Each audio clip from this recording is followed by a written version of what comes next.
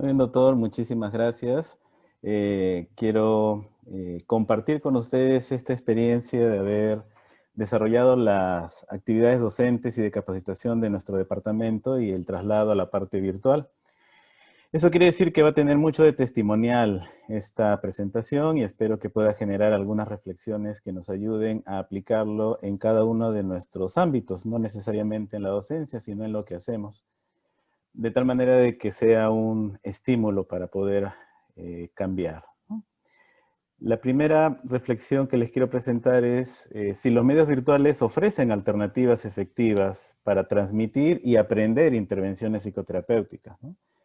La mayor parte de profesionales hemos escuchado, o nosotros mismos lo hemos dicho, de que la interacción persona a persona es absolutamente irreemplazable. Y por supuesto, ¿no? Como cualquier experiencia de interacción, va a tener características propias, una cercanía, inclusive algunos investigadores mencionan que no solamente es el hecho de conversar, sonreír, sino hasta la situación del entorno, los olores, la temperatura, ¿no? Cosas que no se pueden hacer a través de una pantalla o una conexión. Sin embargo, también hay una reflexión que muchos investigadores dicen que frente a una situación que no se puede realizar, la alternativa se convierte en una muy buena posibilidad. Y creo que lo que estamos haciendo el día de hoy es una clara demostración de eso. Ya lo mencionó la doctora Cueva también. Nuestra jornada hubiera sido imposible que tenga 470 personas como lo tienen ahora. El año pasado, cuando trajimos a una representante de el MRI de Palo Alto y al doctor Medina de México, tuvimos 170 personas, 180 personas, y ahora tenemos casi el triple. Entonces, nos hace reflexionar, ¿no? Creo que todos ustedes deben haber visto también que en algunas capacitaciones que tienen están teniendo más presencia que se conectan por las llamadas que lo que tendrían presencialmente, ¿no? Entonces, eh, como alternativa está. ¿Y qué tan efectivo puede ser? Yo creo que va a depender de que reflexionemos lo que este buen hombre nos dijo hace más de 60 años, ¿no? Es más fácil dividir un átomo que resolver un prejuicio, ¿no? Creo yo, y lo digo por experiencia personal, que las limitaciones están efectivamente en lo que nosotros creemos o cómo nos han enseñado. Si nosotros creemos que la comunicación persona a persona es irreemplazable, entonces no vamos a hacer ninguna alternativa o no vamos a ver ningún esfuerzo para hacerlo a nivel virtual. Y esto, repito, ha sido una reflexión que hemos hecho bastante nosotros en el departamento y personalmente también, ¿no? Sobre todo porque si es que uno no está abierto a considerar posibilidades, lo único que va a lograr es enfrascarse, quedarse y detenerse en este proceso. Entonces, efectivamente, ¿no? Si uno está con un prejuicio, aunque ese prejuicio haya estado sustentado en décadas o centenas de años de cómo se hacían las cosas, va a ser muy difícil cambiar o siquiera intentarlo, ¿no? Entonces, creo que es importante tener la posibilidad de reflexionar. El doctor Juan Enrique Mesich, un psiquiatra peruano que fue presidente de la Asociación Mundial de Psiquiatría, nos dijo alguna vez cuando fue al Valdizán, hace unos años, yo era todavía residente, dijo, hay que tener la mente abierta, pero no tan abierta que se caigan los sesos, ¿no? Entonces creo que puede ser interesante reflexionar sobre ese equilibrio. Y ustedes ya han visto pues por este meme de internet que sale que la mente es como un paracaídas, ¿no? Solamente funciona cuando se abre, ¿no? Entonces, ¿qué cosa es lo que les quiero presentar? Solamente para efectos de esta presentación, entender que la docencia es transmitir ordenadamente aquello que nos apasiona, conocimientos, habilidades y actitudes en una relación humana, ¿no es cierto? Es bastante lamentable cuando vemos a alguna persona que intenta transmitir un conocimiento y no se le nota apasionado o apasionada, ¿no? Que sea un mero comunicador de láminas o lector o que no invite a la reflexión, ¿no? Entonces, realmente la docencia es una relación humana en la cual voy a transmitir algo que a mí me gusta, que a mí me apasiona, y que en esa posibilidad de transmisión yo también voy a ir aprendiendo. Voy reforzando lo que conozco y en función de los efectos que tiene la relación y en los cuestionamientos que tengan las personas que están en la interacción, podré reforzar, descartar o modificar alguno de estos conocimientos. Entonces, la capacitación es estructurar esta relación docente para que estas competencias sean más fácilmente incorporadas por las personas que participan. Entonces, estamos hablando que es una relación humana y que necesitamos estructurar cómo es que vamos a dar esa relación humana para que genere conocimientos, habilidades y actitudes, entendiendo que la otra persona no es pues un florero sin agua, sin plantas, no es una vasija vacía. Ya viene con sus propias experiencias, con sus propios conocimientos, con sus propios prejuicios también, ¿no? Entonces, si lo vemos de esta manera, ¿qué cosa impediría que virtualmente podamos establecer una relación humana? No estamos hablando de la calidad, sino de interactuar y de generar un apasionamiento mutuo, ¿no? Esto es importante para mí, yo lo he estudiado, ha tenido resultados, hay muchas investigaciones, estudios, expertos que están dando cada vez más evidencias que esto es adecuado. Quiero, por favor, compartirlo contigo, ¿no? Pero no, mejor en la clase, doctor, mejor estando presente. Sí, pero ahorita tenemos una pandemia y no es posible salir porque nos sometemos a un riesgo.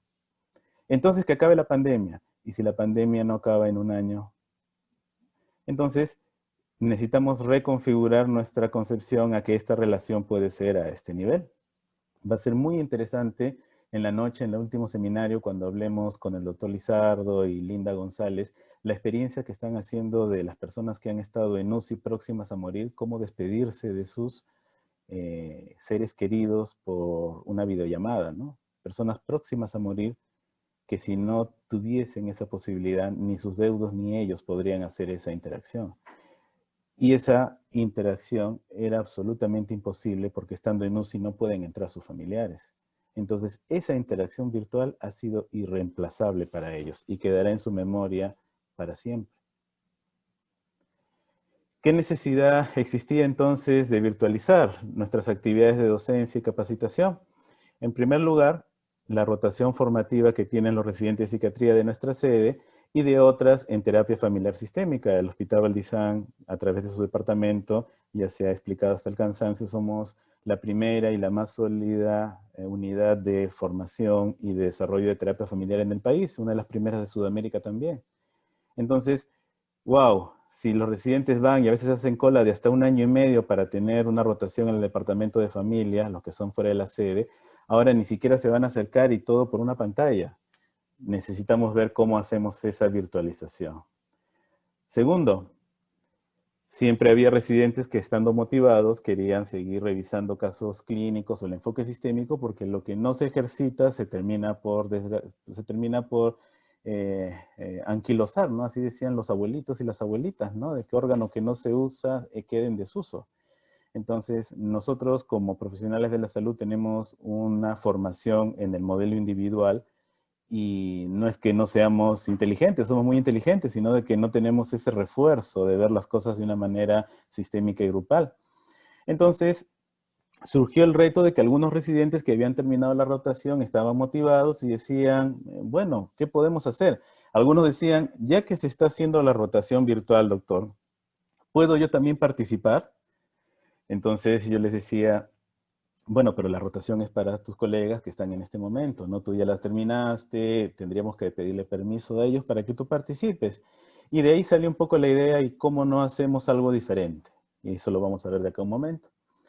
Una tercera actividad que necesitábamos generar era cómo esto que habíamos consolidado con tanto esfuerzo, y reitero el tanto, con una negrita subrayada, de las capacitaciones que hacemos a los centros de salud mental comunitarios y a centros del primer nivel de atención, en los que se dieron los Encuentros Nacionales de Intervención Familiar Sistémica, las siglas ENIFS, y convertirlos en asesorías virtuales.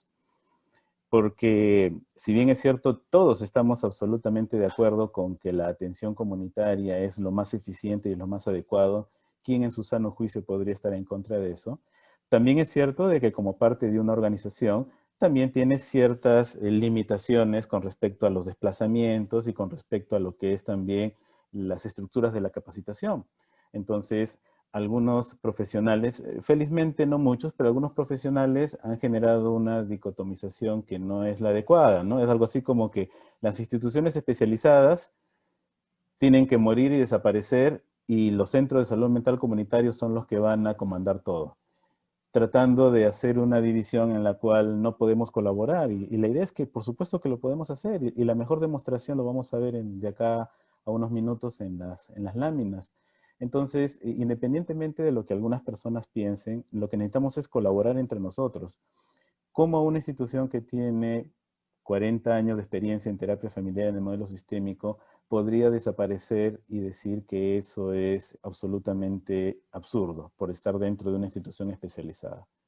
De la misma manera, tenemos que reconocer de que nuestro alcance de 40 años nunca va a ser el que pueden hacer los centros comunitarios, teniendo pues visitas domiciliarias, seguimientos psicosociales, acompañamientos y equipos bien integrados. Lo que queremos es generar un complemento y aprender mutuamente. Entonces, ese era el tercer objetivo, ¿no? Convertir lo presencial que nos contó tanto y posicionar la oferta de esta capacitación a que sea solamente virtuales.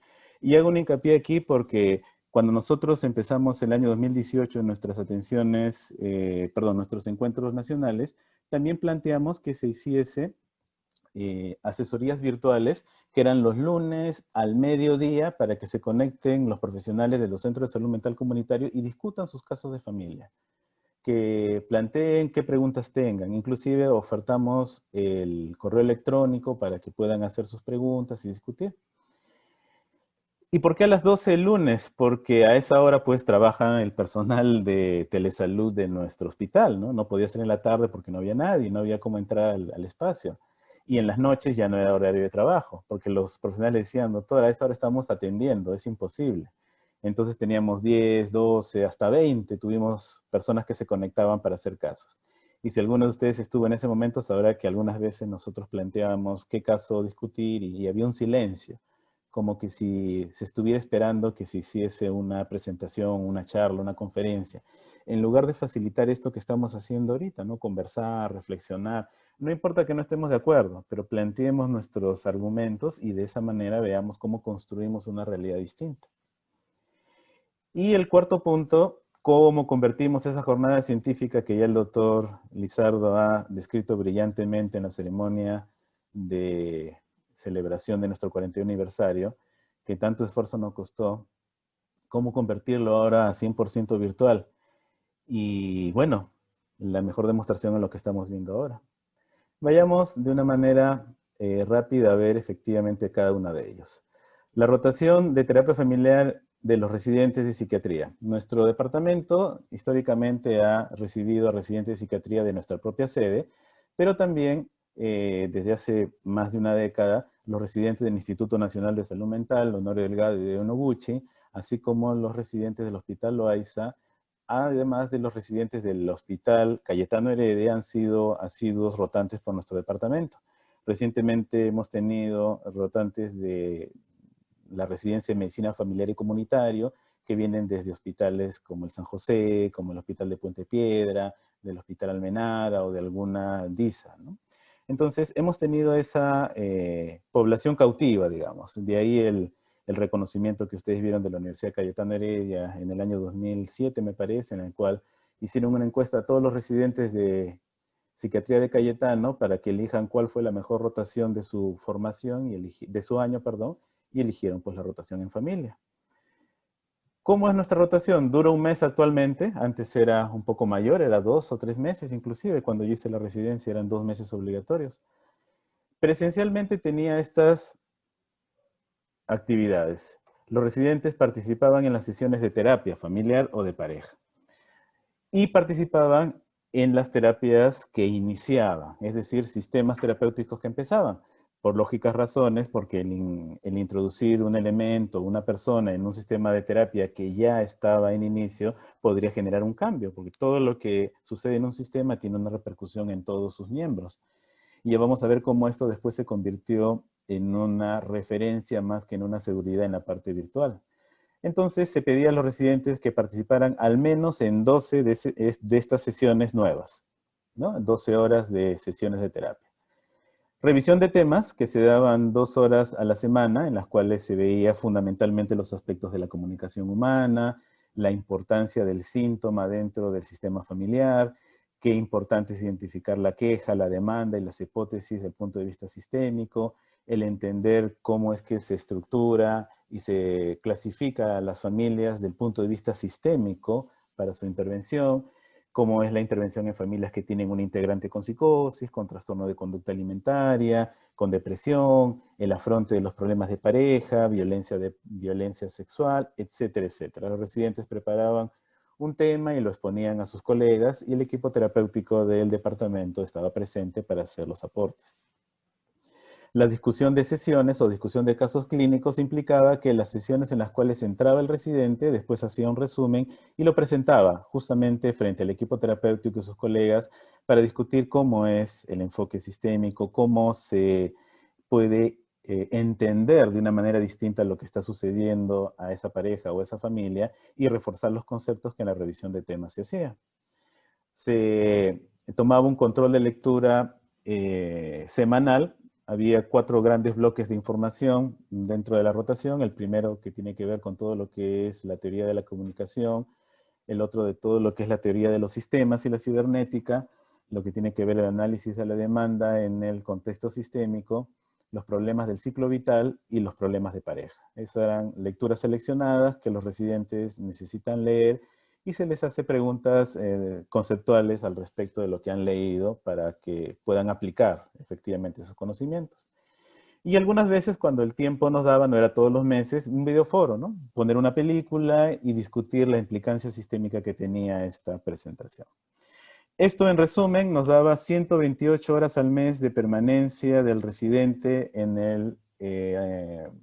el servicio, pero de los cuales 22 horas tenían que ser absolutamente imprescindibles de formación, de discusión, de presentación y de participación. ¿Cierto? ¿Qué pasó entonces? Vino el COVID, el 15, el 16 de marzo, inclusive nosotros llegamos a atender el 16 de marzo, creo tener el oscuro privilegio de haber sido el último terapeuta que atendió a la última familia, el último día en el cual estuvimos atendiendo presencialmente. Y esto generó la necesidad de hacer una atención virtual, perdón, una docencia virtual. Entonces lo que hicimos con los colegas que estaban en marzo es inmediatamente incorporar las revisiones de temas, las discusiones de casos y los controles de lectura de la parte virtual que parecía ser bastante obvio que se podían adaptar, ¿no? Entonces estaban a la mitad de su rotación, lo que tenían que exponer lo expusieron a través de la plataforma, los casos clínicos también y las lecturas desarrollando formularios virtuales con un tiempo específico para poder hacer las preguntas y preguntas conceptuales para que no hubiese pues ese riesgo o esa tentación de que pudieran pasarse la pregunta, aunque ya como residentes y profesionales eso era muy poco probable, pero de todas maneras, más que nada hacer preguntas abiertas, qué cosa que es una reflexión de ellos mismos. Y así estuvimos durante el mes de marzo y abril. Sin embargo, comenzamos a darnos cuenta que esto generaba una sensación de desilusión en los colegas porque no había participación. Entonces, en mayo se incorporó una siguiente actividad que era juego de roles. Representar una escena de pareja o de familia con uno de los residentes que haga de terapeuta. Para esto necesito aclarar que usualmente las rotaciones son de 3 residentes al mes, de tal manera que se prestaba a hacerlo. Y como nuestros residentes son de segundo o tercer año, si es que vienen de otras sedes, ya tienen pues amplia experiencia de haber visto por emergencia, por consulta externa o incluso en hospitalización, los comportamientos que tienen las personas que van a atenderse por un problema de salud mental. Entonces, era bastante sencillo y se ha visto que hemos tenido residentes con unas capacidades de representación, pero increíblemente buenas, ¿no? Y esas experiencias han servido mucho para poner en práctica lo que en la revisión de temas y en la discusión de casos solo mencionábamos ya en el día a día. Entonces, cada uno hacía hasta 3 representaciones y como terapeuta hay 3 representaciones como una persona adulta, o un niño, un adolescente, y guiados por los conceptos sistémicos. Sin embargo, después necesitamos incorporar las sesiones de telemonitoreo, que eran las equivalentes a las sesiones de terapia familiar o de pareja. A partir de mayo también comenzamos a hacer todas nuestras actividades de sesiones de terapia de pareja a través de la plataforma por internet con los continuadores. Hasta ese momento todavía pensábamos que teníamos que hacer con los que ya estaban en proceso para hacer esa transición, pero que con nuevos no. Posteriormente en la tarde ya van a comentar cómo esto también se desdibujó y ahora ya tendremos nuevos. A tal punto que ya tenemos más de 1000 atenciones desde que apareció la atención virtual de terapia de familia entre los 7 terapeutas que estamos en el departamento. Entonces aquí apareció el cuestionamiento a lo que les dije hace un momento de que el residente entre solo a terapia inicial. Ninguna terapia de esas era inicial, eran continuadores. Entonces planteamos, ¿no? Particularmente yo lo propuse, ¿no? Vamos a plantearle a la familia, explicarle que estamos en una situación en la cual necesitamos seguir con la terapia, que somos un servicio no solamente asistencial, sino docente, y si ellos aceptan que puede ingresar el médico que está haciendo su especialidad en psiquiatría como observador y en algunos casos participando de manera limitada, que ellos mismos decidan, ¿no? Y efectivamente, ¿no? La gran mayoría de familias aceptaron de muy buena gana y los residentes comenzaron a entrar a las terapias continuadoras. Por supuesto que eso también representaba una modificación en el sistema terapéutico, pero fue necesario para mantener este proceso de formación a estos residentes que si es que no lo hicieran de esa manera no tendrían la posibilidad de ver una sesión de terapia familiar, ¿no? Y esto que es revisión de artículos para ver qué evidencias tienen, porque muchas veces tenemos esa pregunta de los residentes, ¿no? ¿Qué evidencia hay de lo que se está haciendo? Y ellos mismos están revisando en publicaciones que se hacen en todo el mundo de los efectos que tienen las intervenciones familiares. Y esto nos dio una pequeña sorpresa, ¿no? Al final teníamos virtualmente entre 24 a 36 horas mínimas de discusión, contando que eran 9 horas por semana, más o menos, eh, entre 8 y 9 horas por semana de rotación con la conexión virtual, que daba más de lo que mínimamente se exigía en la rotación presencial. Esto ha sido algo bastante curioso, ¿no? Y vamos a ver qué resultados tuvo. Aquí tenemos pues 2 muestras nada más de las representaciones de roles en 2 diferentes plataformas. Acá tenemos a Wendy, nuestra residente de segundo año, y acá tenemos a los residentes que están en este momento rotando de manera virtual en nuestro departamento, ¿no? Está Derek y Fabricio, y dice que es una muy buena, hace una muy buena representación de cualquier rol que tenga que ver, inclusive hasta de varones. Nos ayudó en ese momento porque son 2 ahorita rotando. Entonces, como no quisimos quedarnos solamente con nuestra idea, les hemos pedido a los residentes que nos den su opinión. Entonces, fueron 13 residentes que han rotado desde marzo hasta agosto en el departamento. Han sido 10 damas y 3 varones. Los residentes de medicina en general ahora son en mayor porcentaje damas. En general, las ciencias de la salud han tenido en los últimos 10 años una muchísimo mayor preponderancia en frecuencia de damas. Así que esto no es una distorsión, sino más bien lo que se ve. En algún momento ha habido promociones de residentes Valdizán donde casi todas son mujeres. Sede docente, el 54% del Valdizán, un 23% del Instituto de Salud Mental y después uno de Loaiza, uno de Cayetano Heredia, uno del Hospital San José del Callao. Damas, ¿no? Entonces le preguntamos, ¿la plataforma de conexión permitía el logro de objetivos? Entendiendo el logro de objetivo como algo muy sencillo. Entender las características del modelo sistémico como una intervención que va más allá de lo individual y cómo las relaciones entre los diversos miembros de ese sistema familiar o de pareja contribuyen y exacerban la conducta del miembro que tiene algún problema, como parte del equilibrio que el sistema busca. Tenemos 9 que dijeron que sí, 4 que dijeron parcialmente y sorprendentemente no tuvimos a ninguno que dijese que no. Percepción de la cantidad de horas, 11 nos dijeron que fueron adecuadas, 1 o una consideró que fue excesiva y más bien 1 a 1 que se enamoró del modelo sistémico dijo que fue insuficiente.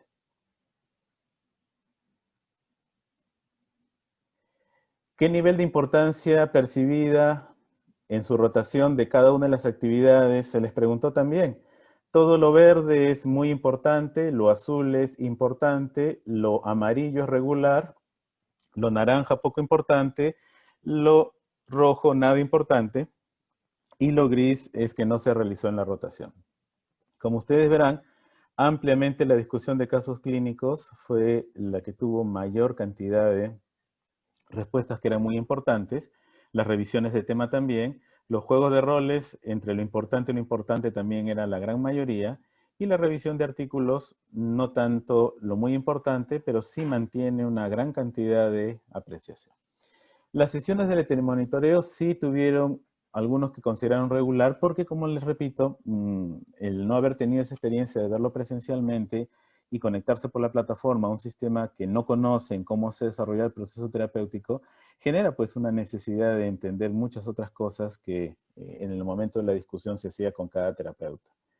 Entonces, quiero señalar también que en esto de la discusión de casos hubo una reflexión interesante porque en las rotaciones presenciales los residentes presentaban lo que habían visto en la sesión de terapia con el terapeuta. Como estos residentes no estaban en sesiones de terapia, lo que hacían y les pedíamos es que traigan un caso clínico que ellos hayan visto y que hayan analizado desde el punto de vista individual. Muchas veces ellos presentan casos clínicos en pabellón, en emergencia, en hospitalización, en las grandes rondas académicas. Y ese mismo caso, analizarlo desde el punto de vista sistémico. Y fue interesantísimo que ellos se dieran cuenta que había preguntas absolutamente obvias que no se habían hecho, a pesar de que las discusiones en pabellón, en emergencia, habían sido muy, muy acaloradas y muy científicas. Preguntas tan claras como cómo se llevaban los padres cuando esta persona que está con el intento suicida era niño. ¿Verdad, no? No hemos preguntado eso, ¿no? ¿Cuánto tiempo están viviendo en este lugar? ¿Ha habido mudanzas de cambio de domicilio? ¿Quién tenía la autoridad cuando la mamá iba a trabajar? ¿Era ella? ¿Era la abuela? Entonces, cosas tan sencillas les ha permitido reevaluar lo mismo que veían de manera individual desde el punto de vista sistémico. Entonces, ha sido muy, muy interesante para ellos verlo desde esa perspectiva. Finalmente, se les preguntó qué es lo que más aprendió en esta rotación. Entender el enfoque relacional y el rol del síntoma en la familia, evaluar como sistema e intervenir en conjunto. Esto fue muy interesante, ¿no? Porque no es que la familia ayude a la persona, no es que la familia tiene que colaborar o no es que tenemos que psicoeducar a la familia, sino que necesita intervenir en la familia, en la cual no es que tú vas a apoyar al otro, sino que necesitamos entender cómo es su equilibrio relacional, de qué manera se han estructurado esos patrones, qué influencias tiene a su vez de sus familias de origen, e intervenir en conjunto, en la cual en ese momento el que uno de los integrantes tenga o no tenga un problema individual no es lo prioritario. Y le hemos dicho muchas veces a los residentes, ¿no? En una familia en la cual hay un integrante que tenga un problema de salud mental, el hecho que ese integrante tenga un problema de salud mental no es ni el primer ni el último problema que ese grupo familiar tiene o haya tenido. Por lo tanto, es parte de todo este equilibrio, toda esta homeostasis que ha mencionado hace un momento Federico. Entonces, dejando de ver a la persona afectada como causa del problema, ¿no? El modelo circular no es que no hay causa-efecto, sino que todo puede ser causa y todo puede ser efecto a la vez. Entender las relaciones desde el concepto de la comunicación humana, los 5 axiomas de la comunicación. Una de las preguntas que se le hace a los residentes tiene que ver justamente con esto, ¿no? ¿Cómo es que han enfocado los axiomas de la comunicación en su propia vida, antes de ser médicos o intentar ingresar a la residencia de psiquiatría inclusive? Entender la influencia de los problemas relacionales en el origen de los trastornos mentales y lo determinante que pueden ser los estilos relacionales, la comunicación y las limitaciones del modelo individual, ¿no? Entonces esto es interesante porque esto no desacredita el modelo individual, sino que lo complementa. Así como la terapia familiar en algún momento también tendrá la limitación que si las personas no desean cambiar, no quieren ir a la terapia, no vamos a ir a perseguirlos, evidentemente, ni con un policía a sus casas. Todo lo que hacemos necesita entenderse que tiene ventajas y tiene también limitaciones. Ese pensar fuera de la caja también que hemos mencionado hace un momento. ¿Y cuáles fueron los aspectos desfavorables? Que no se estuvo presente en las sesiones familiares, era obvio, y que los horarios se hacían extensos, se cruzaban con actividades. ¿Y por qué? Porque los residentes no han dejado de ir a los respectivos servicios para poder hacer las atenciones que por el COVID se necesita en emergencia, en hospitalización, lo cual daba como consecuencia que a veces parecía que estaban en una rotación doble, en rotación COVID y en rotación de terapia de familia. Y esto era muchísimo más evidente en los residentes que venían de hospitales generales, por ejemplo, el OAIS o el San José, en el cual tenían que cumplir sus 150 horas de trabajo en su sede y tenían que asumir todas las otras horas, las 36, o 24 o 36 horas de la rotación, pero que por su misma decisión, porque nosotros no los obligábamos, les preguntábamos si querían hacer la rotación a pesar de esta dificultad, y al final quedaron satisfechos por la rotación.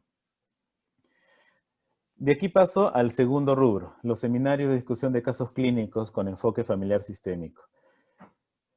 Les comenté que fue iniciativa de residentes que ya habían pasado la rotación, pero que en la pandemia solamente estaban viendo pues, a las personas que tenían un problema de salud mental en hospitalización o en emergencia para la continuidad de su atención, sobre todo en los primeros meses, no las rotaciones que le correspondían por las limitaciones presenciales.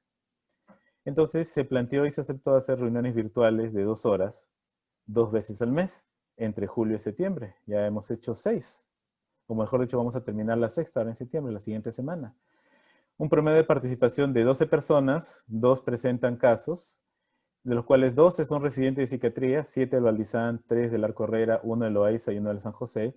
Si algún residente de psiquiatría en este momento está conectado y quisiera participar, con todo gusto lo podemos incorporar. Hacemos los segundos y cuartos miércoles de cada mes de 7 a 9 de la noche. E inclusive 2 médicas asistentes del Hospital Valdizán, lo cual nos llena de mucho orgullo, ¿no? Que ya siendo asistentes puedan seguir participando en nuestras actividades. Y aquí se discute nuevamente a través de los casos que ellos presentan, las implicancias sistémicas y cómo enfocar las cosas de una manera distinta. Hemos revisado casos de violencia familiar, abuso sexual, dependencia relacional, psicosis refractaria, problemas afectivos de abandono, institucionalización, negligencia en la crianza, etcétera, etcétera, etcétera. Y ahí hemos reforzado lo que mencionó el doctor Lizardo en su presentación de la mañana, ¿no? La importancia de ver gráficamente en un genograma cómo son las relaciones y los patrones de interacción entre las personas, ¿no? Entonces, a diferencia de otros esfuerzos, una de las cosas que más nos está motivando es que se están manteniendo, ¿no? Que de 14 personas participen un promedio de 10 a 12 es muy, muy, muy importante para nosotros. Muchos de ellos están ahorita conectados y les agradezco que sigan participando. Pasamos a las asesorías virtuales en intervención familiar sistémica, cuyo objetivo son los centros de salud mental comunitarios. Muchos de ellos están aquí presentes. Les agradezco ese tiempo que se están dando un sábado en la tarde y que es nuestro interés de que podamos compartir qué beneficios, qué facilidades puede tener ver las cosas de una manera sistémica y no solamente enfocado en el individuo. Hemos tenido hasta el momento 12 asesorías virtuales, una cada 15 días, 2 por mes desde que empezó la pandemia. El 8 de abril, asesoría virtual en intervención familiar sistémica en tiempos de aislamiento domiciliario, en la cual me compitió hacer la inauguración de esta actividad. El 22 de abril, abordajes del ciclo vital, que hizo la licenciada Ida Alfaro. Pautas de crianza y convivencia saludable, que hizo la magíster Gloria Bellido. El 20 de mayo, el funcionamiento familiar en aislamiento domiciliario, que hizo el doctor Lizardo Rodríguez. El 17 de junio, abordaje sistémico de la violencia familiar, la licenciada Ida Alfaro. 3 de junio, abordaje de los conflictos de familias reconstituidas, que lo pude exponer yo. Medios lúdicos y artísticos en terapia familiar, nuevamente la magíster Gloria Bellido. Abordaje sistémico del duelo en la familia, el doctor Lizardo Rodríguez, que fue la asesoría en la cual más participación hubo, como vamos a ver de acá un momento.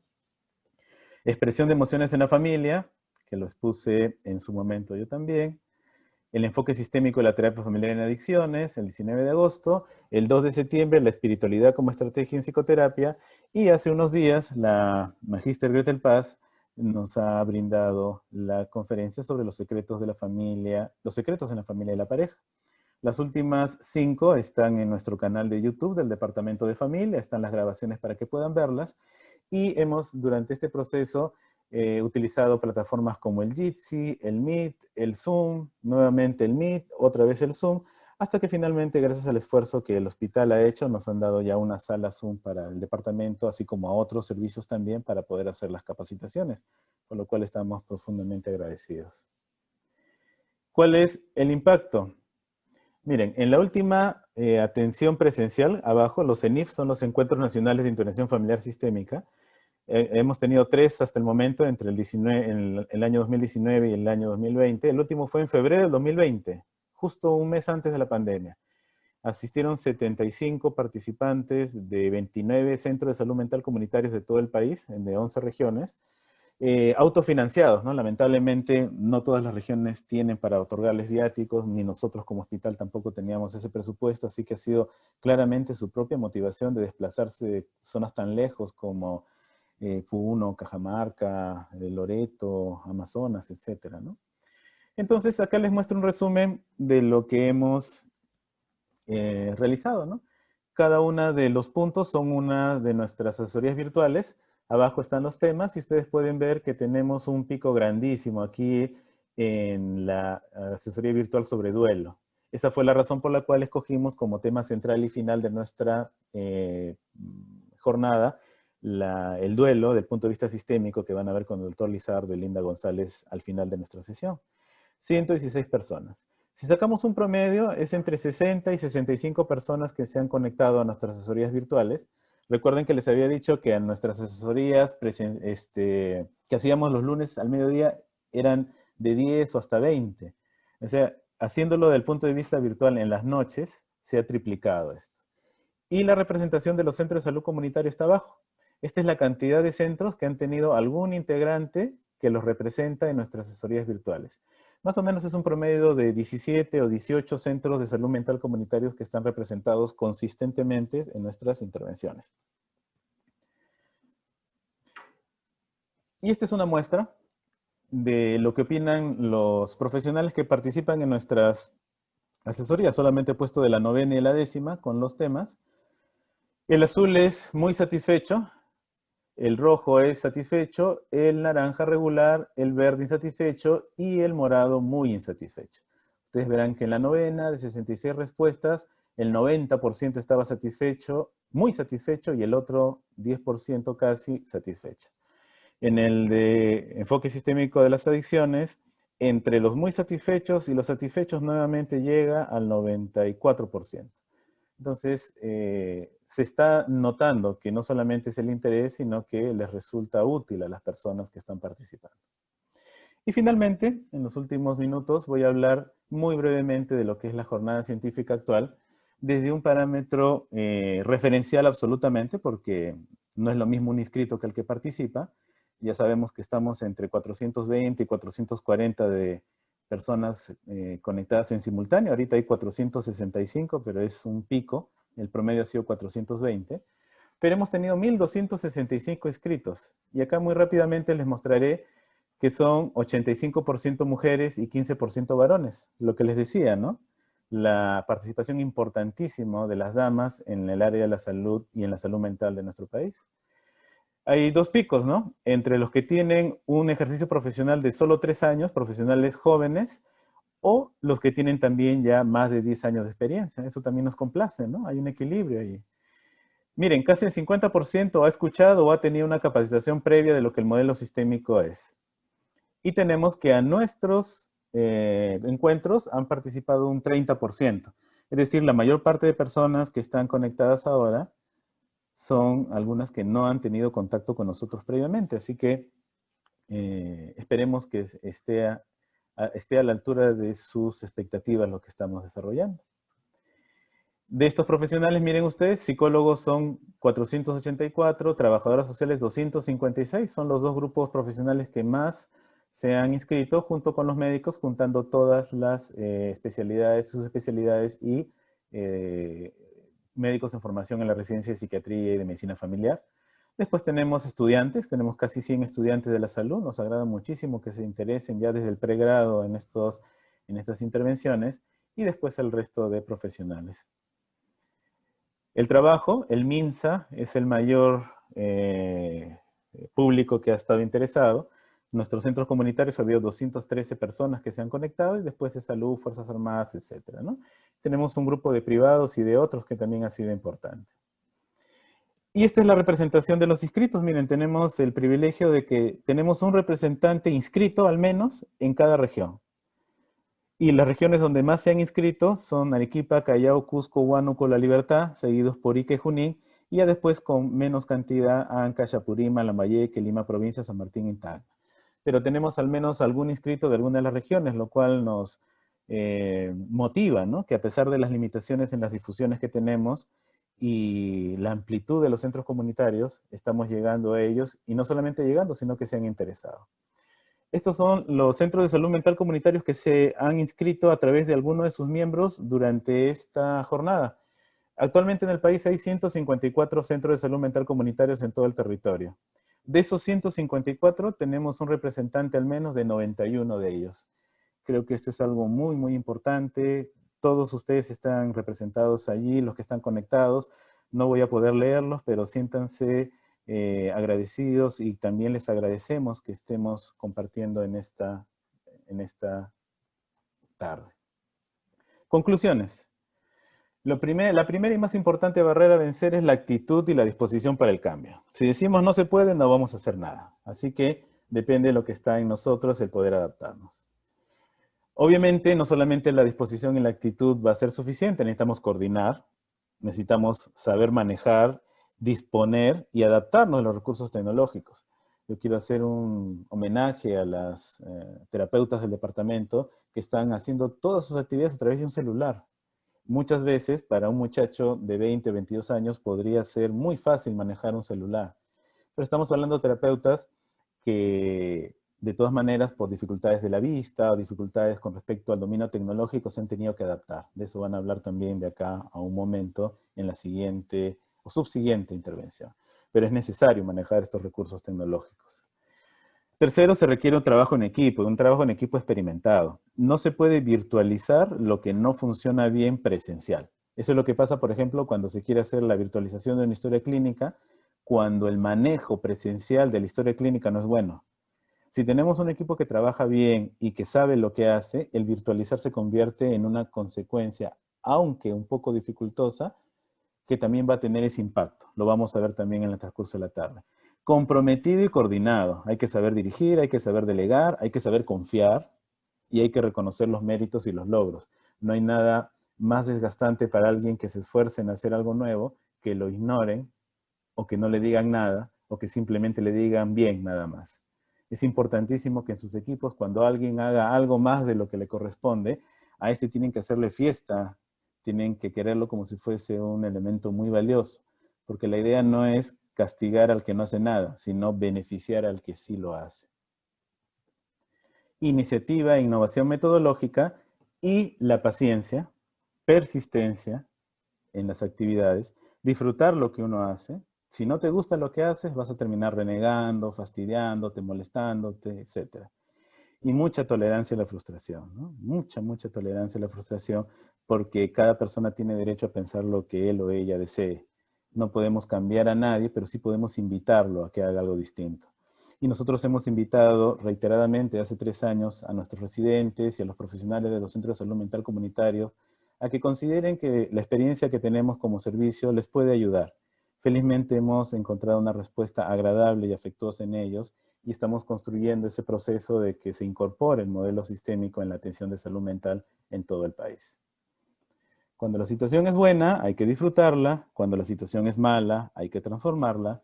Cuando la situación no se puede transformar, hay que transformarse uno mismo, nos decía Víctor Frankl hace más de 8 décadas casi, 7 décadas. Muchas gracias, ese es el correo del departamento y ahí están nuestros enlaces al Facebook y al YouTube.